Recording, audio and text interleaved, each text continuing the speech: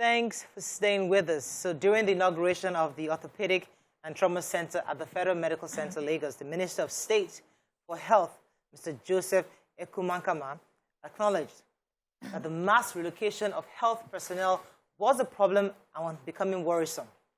According to him, the greatest challenge facing the sector presently is the doctors and nurses leaving the country. He appealed to them to please remain in Nigeria to see the efforts of the government.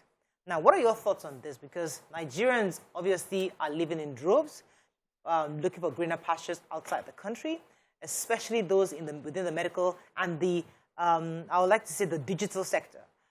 So what are your thoughts on this? You can call us on 081-270-53687, 091-390-76948. You can also tweet us at TVC Connect. Please hashtag your view TVC so we can read your tweets. Okay, so for this conversation to go ahead, I can also remember a conversation I had with somebody who was telling me that people who are moving into the UK now are not the types who they're educated. As they're entering, they're going straight into the workforce. It's not like those days where you come in, you go and do taxi first, you go and hustle here. There's nothing like that. Already they are coming in and in fact they're being poached. Some people, if they do 1 or 2 year courses, they're going into what they're making, £50,000 a year. Look at those kind of jobs. So the same way we're also losing highly skilled people to Canada. We're losing them to Australia. We're losing them to America. So let's remove the fact that people are going there to go and hustle. Not all of them are going there to go and hustle. So these guys in the health sector are moving on. What are your thoughts? Because the minister was saying something about patriotism, asking them to be patriotic to stay back. Do you think it's the right thing to ask them not to leave?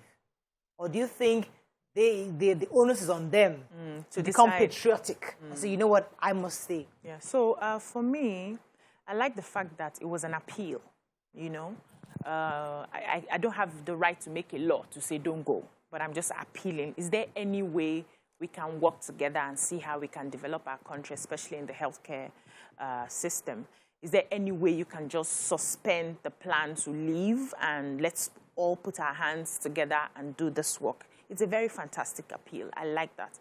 But I would also like that in making that appeal, because you are asking them to sacrifice their dreams of having a good life, doing the job that they love and being able to feed themselves and, you know, take care of themselves and go to raise their children, have a good home, a decent car and all that. You are telling them to suspend that dream for a greener pasture, to fix your country because of patriotism.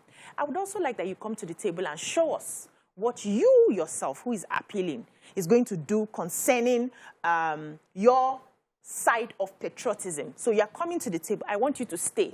But I am willing to say that in this interim that we're all looking to work this country out, that none of our government officials will travel out, will stay here. We use the medical facilities so that we can monitor what we are doing, monitor and see the progress we are doing. I would also say that in this time that I'm asking you to stay, we'll make sure that we pay this, pay that, increase this hazard allowance, make sure that you have the facilities that you need, make sure that you have the proper treatment you have been clamoring for. Make sure that you have it. So you are working, you're staying back, and I'm putting in efforts to make it comfortable for you to stay back and do your work. Then I would understand that there's sincerity in this appeal. But don't come and blackmail me with patriotism when I'm not seeing you make any sacrifices. Okay, so I hear that. But let me come to you, Nima, because I have a theory that you can't stop anybody from leaving. I don't even think it's a good strategy for government to stop us from leaving, because if you want to leave, you have to leave. But in fact, I don't think it's beneficial to the country for people to leave to get more knowledge, better knowledge. However, what I think the strategy of government should be is to attract people back home. Because there are people who are there, who have learned the skills, who have seen they've seen the new modern way of health servicing. And they say, you know what, and many of them want to come home. They really want to relocate. They're done. Their children are now in university. They're all grown. And they're like, okay, I can't just be working here for people for all these years. I want to go back to Nigeria. But there's no enabling environment to attract them. So the strategy shouldn't be, don't go. The strategy should be, those of you that have gone, come back. This is what we are creating to let you be able to function in Nigeria. What do you think? Do you think that's the right strategy, or do you think we should still be patriotic and not leave at all? So I think that's the right strategy, totally. And I actually think it's not just to win back, it's to keep. the number of doctors that we train here is still cheaper to train a doctor here. There are several cases they can use to train and learn here.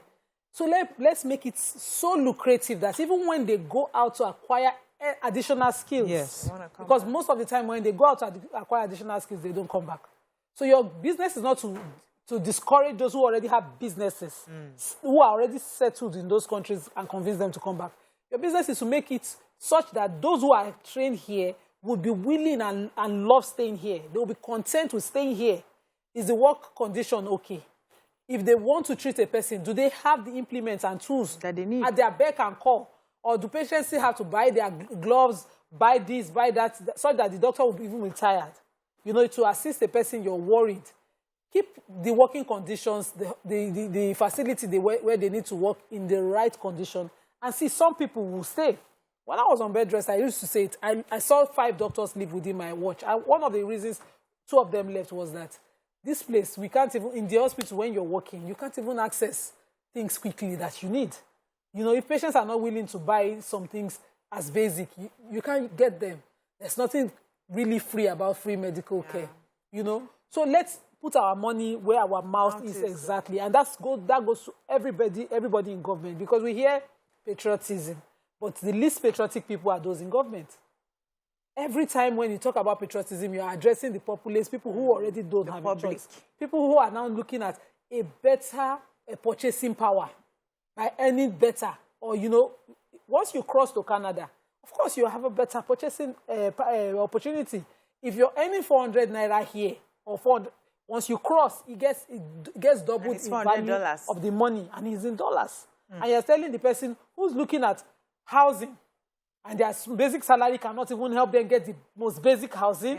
Even as it is now under our national housing scheme, what should they give you can't buy you an average house in Nigeria. So what exactly are we saying? So what I'm saying is that a person in civil service will not be encouraged, based on all of those things, to stay here.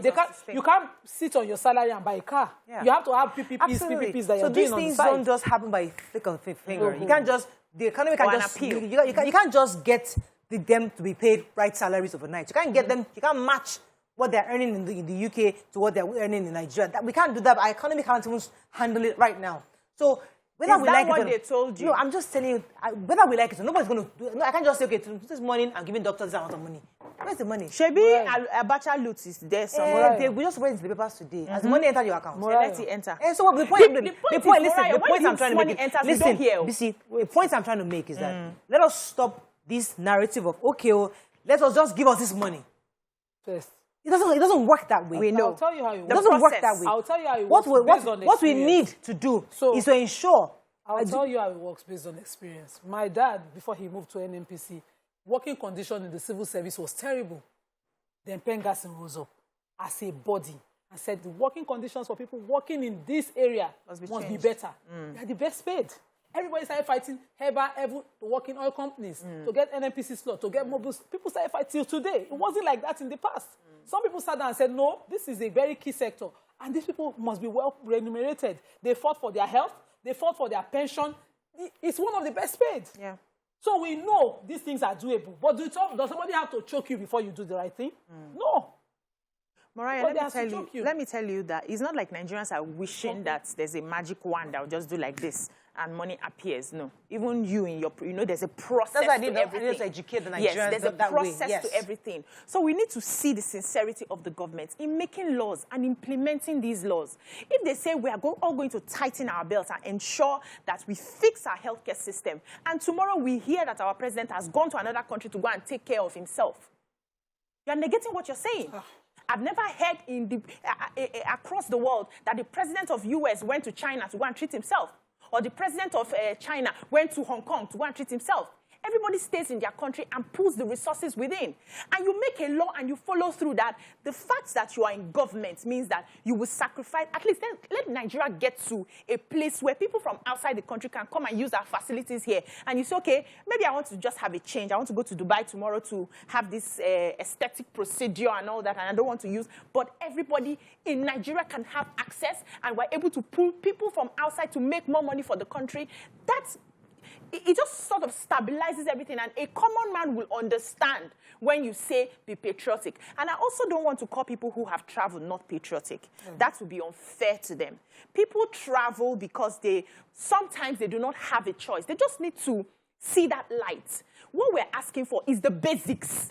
Basic. You go to very small countries and you see them living very content because they have the basic. We don't have the basic in this country. To eat a 3-square meal, in fact, you must be a politician or you are doing something.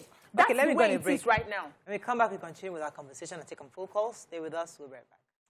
Thanks for staying with us. We're still discussing this matter of Nigerians leaving, especially those in the health sector, especially because the Minister of State was saying that we need to be patriotic, and that's what we want to discuss tonight. What exactly is patriotism? Because sometimes it's easy for us to point fingers, but I think we're all in this issue of, are we patriotic enough? Because in the various levels of our lives, everybody at some point have done things that does not enhance patriotism across our country, which is something we must also indict ourselves on. However, going back to this matter of patriotism, how do we define patriotism as a health worker? Okay. What I understand based on this circumstance that we're talking about. So sometimes we elect a few of ourselves to manage our common wealth, our common resources. And so those few sit down and prioritize where A goes, B goes of our joint resources, and prioritizes which areas affects us more and then share resources across board. And so when you see these same people come out and say, create a difficulty and say, no, there's no funds. What are the doctors on strike for? They don't, no funds. I remember when lecturers started to go on strike back when I was in school. State universities, we pay school fees. We were not like the federal ones whose hostel fees and all of that was subsidized. And our lecturers were made to join the strike. And one of the grievances was that, look at how we work. We write theses, we do research, we do all of that. We don't leave this sport. We can't grow. Our houses we can't afford. We can't afford so many things. And we see the politicians, when we have to go and write speeches for them, how they live. They come into school to sponsor maybe one course or one event or the other in big cars with all the security. And we believe that if they can afford this for themselves, which is not from their direct funds, they can also do better for, for workers per sector. So you'd expect that these people sitting down will be thinking, how will the pensions be taken without us having to strike? But we saw that back then, they would allow people finish retiring and not pay them pension. So what is that person really living for? And when people start to lose hope at life like that, they will look for better lives, alternatives for themselves. If you have a company, you're not doing better for your staff, you can't blame the staff when that staff has to go. Whenever that staff has to do better for themselves, you have to support them to go. Or you do better to keep them. You motivate people to stay with you. You give them things that, will keep them. And so the least patriotic, like I said earlier, are the select few that we have selected to manage our common resources. Who should do better? Okay. Now, they should prioritize health. If health becomes an emergency in this country, there will be a problem. Listen, a lot of things are being prioritized. Education is prioritized. Our children are home. So everybody can now say... No, maybe it is an indirect way to manage population. You want people to just die. Okay, let me... Because if it is not prioritized... No, I'm just telling you that everybody can make an argument. Because I would say I've been home for 160-something days. No, so our children are home. So I agree with you. Health is equally important. I'm just saying, like, there are so many priorities across. We can actually debate that. Let me take a Basi and I'll come to UBC. Good morning, Basi. Are you there? Yeah, I'm here. You're live. Go ahead, please. Good morning. Good morning. Good morning. Good morning, Basi. Sir. I have a first-time caller. Welcome to the show. You're talking about people in the medical field leaving the country. Hello? Yes. I can hear you. You were talking about people in the medical field leaving the country. Hello, Morayo. Please continue now. We can hear you. TV, go ahead. Go ahead. Yes, so I had to quickly get the meaning of devotion, the meaning of patriotism right now, so that we have a context to what we're talking about. And it means devotion to and vigorous support for one's country. This is irrespective of your location. Because we have a lot of Nigerians who have traveled because they needed to make ends meet. went overseas. All their funds, they are repatriating it back to the country. They are sending money home. They are feeding people. They are building houses. They are setting up businesses. They are not doing anything. They are not investing anything there. They are bringing the investment back here. Not all. Yes, some of them are doing that. And that is patriotism. They are there, but they have their country at heart. And when I have conversations with people abroad, most of them envy us that are still here. Like, I wish I knew. I would have just tried to make it better. I wish I can just come back. My heart is in that country. They want to come back. But because it was difficult for them, for some people, some things are just a bit easier. Your part is just a bit, easier for you to just get the job, even though the money is not that much. You just find a way. For others, they have got, even those that have first class, second class, upper, no way to just make it till they left. And they started doing, hold on, no, please. And they started doing well there. And now they're repatriating those funds here. Meanwhile, your government, they don't have businesses here. Most of them have their businesses. If you go, the first time I went to Dubai, there were malls that the Dubai taxi drivers were calling out and saying, is your minister, oh, you're from Nigeria. That is your minister's mall. That is your governor's mall. That is your president's mall. They were calling out specific malls owned by Nigerians. Why didn't they set up those businesses here? And we're talking patriotism. And those politicians or businessmen? Politicians. We're talking patriotism. So if you have to appeal to Nigerians that you need to be patriotic, understand that, first of all, it's about devotion from the heart. Wherever I find myself, I am for Nigeria. And I will do everything in my power to make Nigeria work. What are you doing to show us that you're serious about this patriotism you're preaching? Let me take this call from Hassan. Hassan, are you there? Good morning. Good morning, Morales. You're live. Go ahead, please. Good. You see, I can see this issue of brain drain from three angles. One, unemployment in the country can justify people leaving the country abroad. That's why it's justified. But people on a paid job, professional jobs, leaving the country, I saw it from the angle, from the premise of first class struggle. In this side of the country, people are this kind of class struggle I want to belong to. Let me go abroad. You are on a paid job that people are even bribing the employer to get them there, and you are leaving the country over there. You see, on this medical ground, there should be a law that will make it compulsory that after your graduation, you must work for humanity in your country for more than 10 years for you to move to another country. That is from patriotic ground. Yeah. But you see, people, the way they see it here, even ministers, you see their children abroad, their wives abroad, and they are part of our problems here.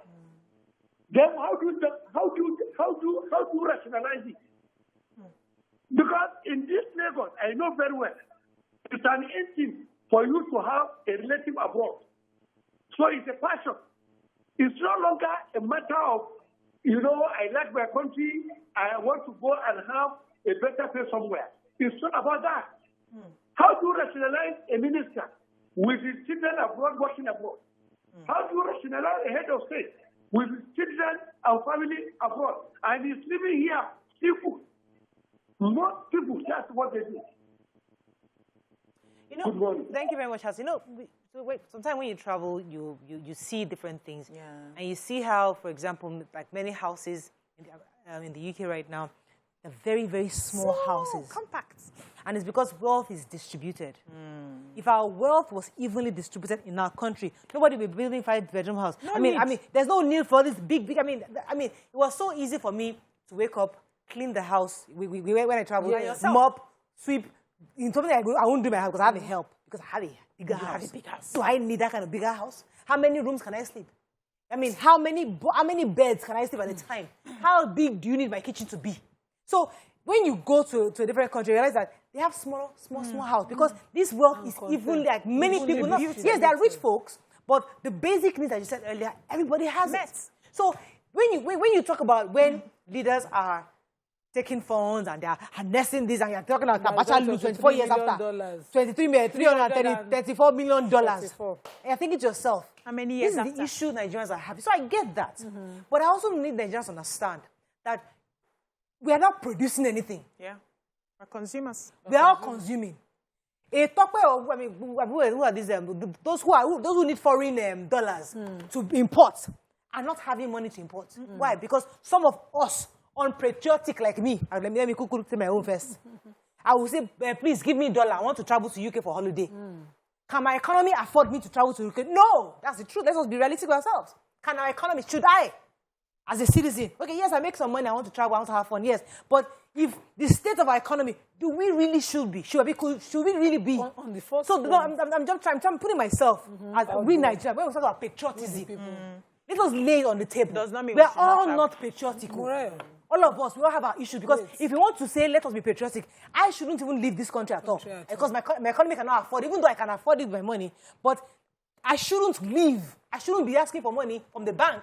Because the bank should rather give the person that wants to import maize to grow corn for the population over me who wants to go and do a no. What is stopping the bank from not giving the person who wants to import because we're not producing now. We're not having money to bring money. I'm not confusing it. I'm just saying that the reality, if you want to talk about patriotism, is on all levels. Let us not just point figure that it is you. No. We, all of us, are unpatriotic at some point, at some level. I would explain. On the first point, it's like you shook hands inside my mouth when you took that point. But on the second one, it's a culture, and it starts from the top all the time. Some people made it seem trendy. Some people did not. We don't consume. In fact, we just recently in our hardship make some people they consume Paco biscuits. Yeah. Locally produced. Yeah. They will eat at it and say, is that the biscuit you're offering? If you put it on a saucer and put a cup of tea that you can afford, maybe locally produced tea, nobody, they will size up the residents. Right.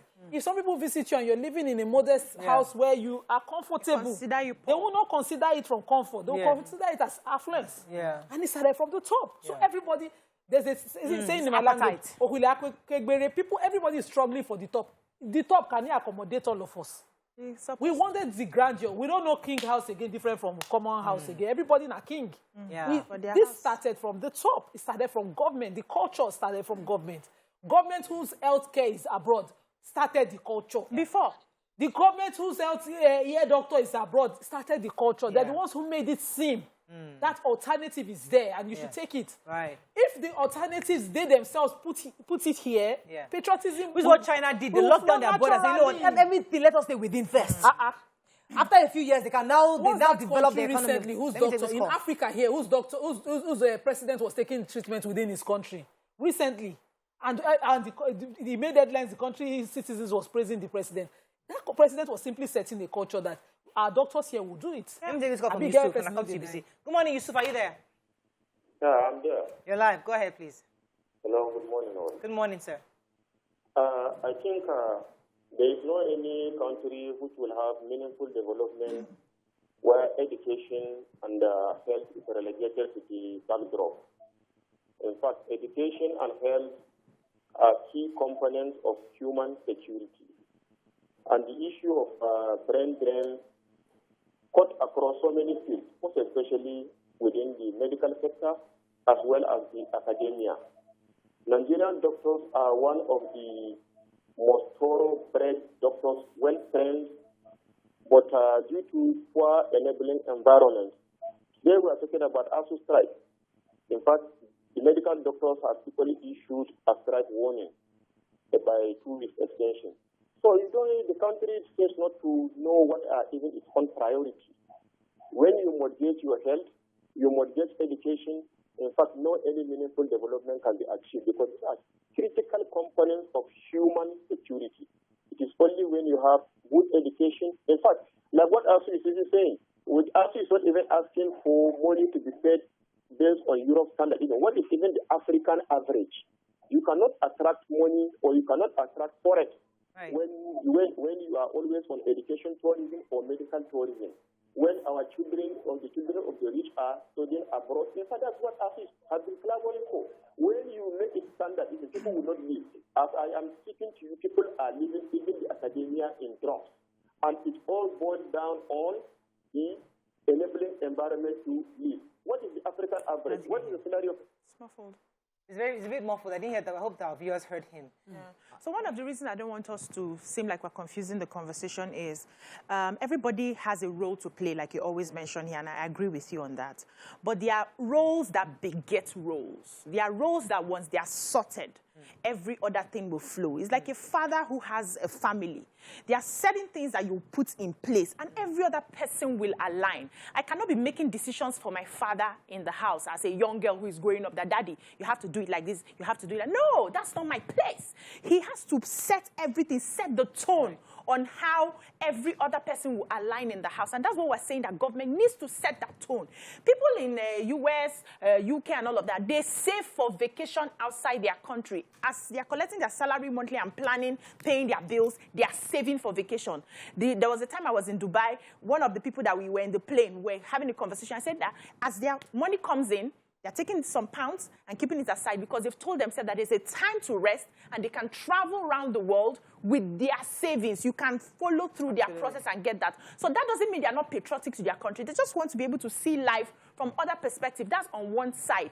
Now, if there is no standard of living, that's where strife comes in. And most of us are right now, especially in Nigeria, in survival mode. People are just trying to survive. That is what we are seeing. Absolutely. And because the government is not doing what it needs to do, people are now struggling double to not just survive, but to ensure that their children and their children and their children's children survive. Thank you for taking me there. Thank you for taking me there, because let me read this message from somebody. It says that, do you know that most of the skilled workers are relocating just to give their children a better education? Say that we can't let our patriotic attitude be a barrier to our children's growth and progression. I'm doing well here, but seeing my kids suffer for no fault of theirs hurts me daily, and I'd rather be there. So it's not because the school worker is not unpatriotic. It's like, this is my children. If I leave my child here, they'll be discussing how to in the next 15, 20 years. So let me just carry myself and go, because it's not about me, it's about my children. On YouTube here, as we're talking this morning, sorry, darling, on YouTube here, people were already asking questions. Which school should I send my children to? They have been sitting, one said they have been sitting at home. She has like about 3 of the kids. Sitting at home since ASU strike. She's thinking of sending them to one of these countries, maybe, what's this, Cotonou or so, just to do their education so that they can finish on. People are looking for options. Because even if you want to love other people, the scripture says, love your neighbor as yourself. We don't pay attention to that yourself. Okay, let me go on a quick break. First. When we come back, we continue. We'll take a few calls and read some tweets. Stay with us. We'll be right back. Thanks for staying with us. We're still discussing patriotism because Minister Minister of State for Health was saying that we should be patriotic and stay back. He also added that the government has, in the last 3 years, released 100% of the health budget. So what they're saying is that the money that was allocated to the health sector was released and implemented. Now, what this means is that they're actually working towards better facilities and obviously better development within the health sector. And with this, maybe we can't see it now, but with this in the next few years, he's advising that health workers within that sector be patient because government is working towards it. I have a call, Oyin from Ojodu. Good morning, Oyin. Thanks for calling. Are you there? Hello, Oyin. I think we lost that call. So the issue is, yes, we know the health sector hasn't really been optimal in the last few years. But he's saying we are working on it. In the last 3 years, all the 100%, but the amount of money that was budgeted for this sector was released, and we're using the money. And in the next few years, you see difference. So again, the question is, can you stop anybody from leaving? Of course. Because these are young people. These are people who are hungry. They, as you said, they don't even think of themselves. They're thinking about their children. So that's why I said that it's a strategy to stop or strategy to attract, to bring back. So somebody who is home, who knows that my children have gone to education, it's because of the children at education. My children they've graduated. They are now 18-year-old, 20. They are fending for themselves. I have nothing here left. Let me go back home and use my knowledge and resources for Nigeria. What are we doing to attract those ones to come home? Because those are the ones that we need to train those who are here to even develop the skills that they have within the health sector. So I had a friend who came back after how many years? He was done training his kids and everything. And the first 2 weeks he landed in Nigeria, he fell seriously sick. One of the reasons he fell sick was the fact that the generator of his neighbors were doing boo, boo, boo, boo, boo, boo, boo, boo, boo. He hasn't experienced generator in years. Mosquitoes were everywhere. Everywhere was littered. You know, the life was shocking already in just 2 weeks. And he was saying, are you sure I can stay? Are you sure I did not make a mistake by coming back? Like, in fact, when he left Nigeria, Nigeria was even better. He said, no, what did you people do to the country? Nothing is working. It was difficult for him. He's still around, managing his health. And the fact that he was able to even get good medical care is that he decided to go to private hospitals so that he can have access to good medical health without anything. There's strike today and there's strike tomorrow and all that affecting it, because he came back with some money that he has made there. And he's trying to set up an NGO here to see how he can help vulnerable women and all that. That's somebody who is patriotism. But is the country space done in a way that, is it accommodating to somebody who just comes back? It's not enough. Hold on. It's not enough. I never land my point. No, it's not enough to say, you know, go land that point. No. You know, go land that point. Let me tell you why.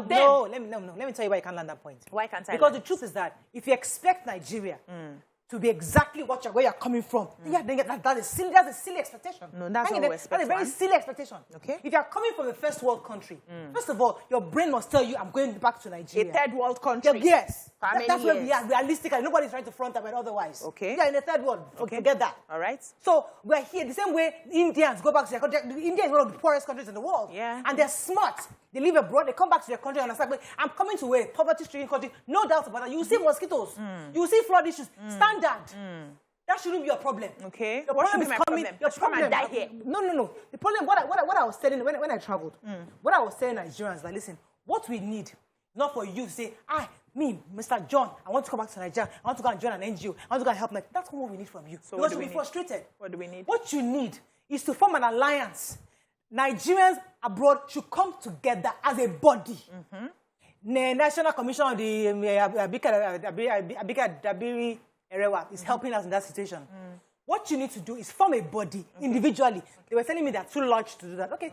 Smaller groups. Small clusters. Small clusters of Nigerians. Bring your wealth together.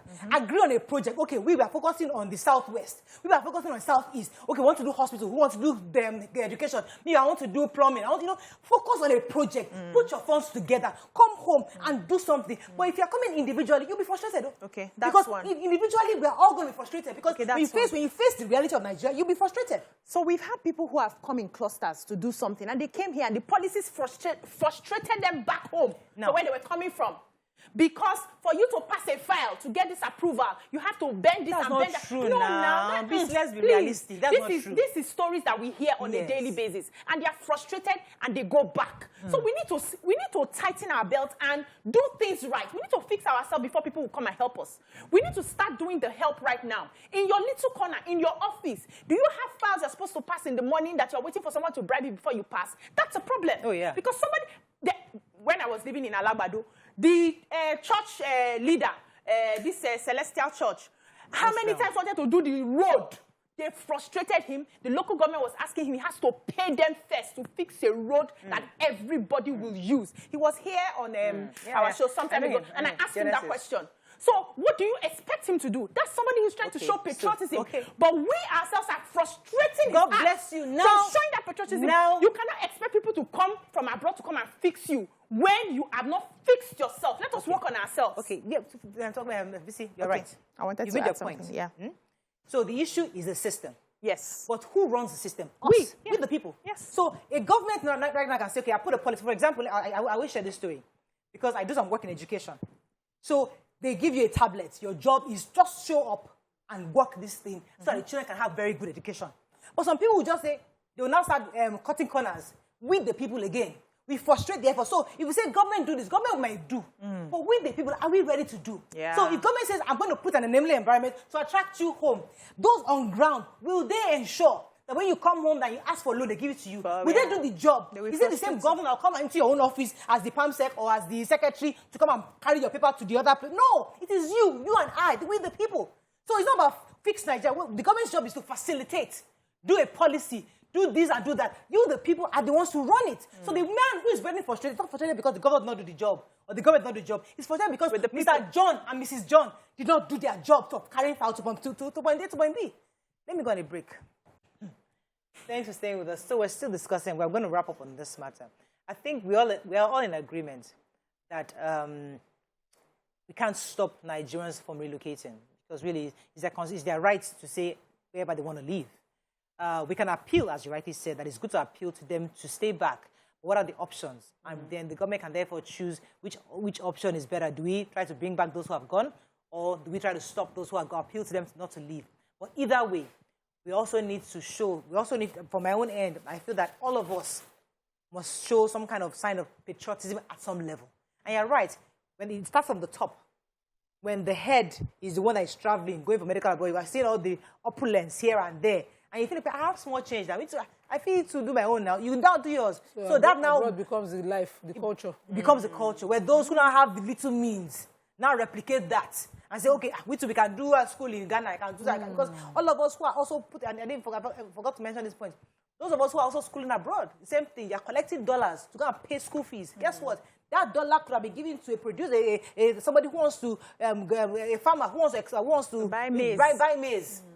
So we are all part of the problem, Nima. Go ahead. So this is what I would just say to the minister. Create incentives, no matter how little, and be deliberate about those incentives for every sector you consider an emergency. Namibia, in 2017, was already recruiting Nigerian doctors. They know what they pay them in Saudi, and they offer them exactly what Nigerian doctors were getting in Saudi to come and teach in Namibia, in another African country here, a landlocked country. Because health became an emergency. They didn't have enough trained doctors. They don't even know how to start their universities to start to train their own. So they brought in our own. That's a strategy, Nima. So Namibians probably couldn't even get their own Namibians abroad back. So they came to recruit the ones. It's possible. It's possible they had Nigerians. Nigerians still have the best trained. You know where we were coming from. We watch our best things deteriorate because of bad policies. And so people who know that we have gold are taking our gold to build their own. And so before you know it, give Namibia a few years, they will have Namibian strength. They won't need Nigerian doctors anymore.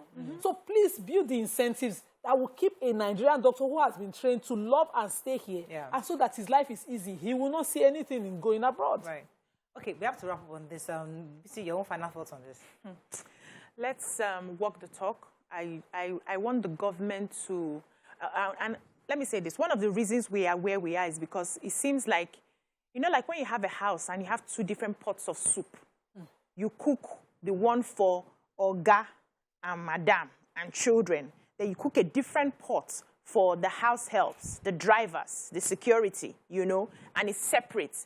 Most of the time, you will not pay attention to what goes into that second pot because it's none of your business. You're not the one eating it. So whether there's Maggi, there's salt, it's tasty, it's not, the ingredients are complete, you don't care. That is how the government has been running Nigeria. So they make these policies, but the policies are basically for the poor. And they use a long stick. So, okay, this one, na for now. The healthcare, where will they do? Na for now. The public universities, na for now. Our own children, they special pots. I'm speaking pidgin. What's na for now? Na for una. This one, this is for you guys. This is for the poor. I get that. Na for una. They're not going to give us our language. So it's for the poor. Na for una. Na for una. Mama Zero is talking this morning. Na for una. Now I'm going on holiday very soon. So if the government decides to say, we all need to be patriotic, and this pot is for everybody, they will pay attention. I've always said that if their children are in public universities, ASU will not be where they are today. If they use the public hospitals will not be where they are. And don't make laws and go and sleep and say, I've made the laws, I've made the policies, I've enforced it, and you are not following through. Nobody does that. You see, it's so easy. It's so easy for us to say. Don't tell me it's so easy. You are a leader. Morayo, you are a leader. I am a leader in my own right. And I follow through.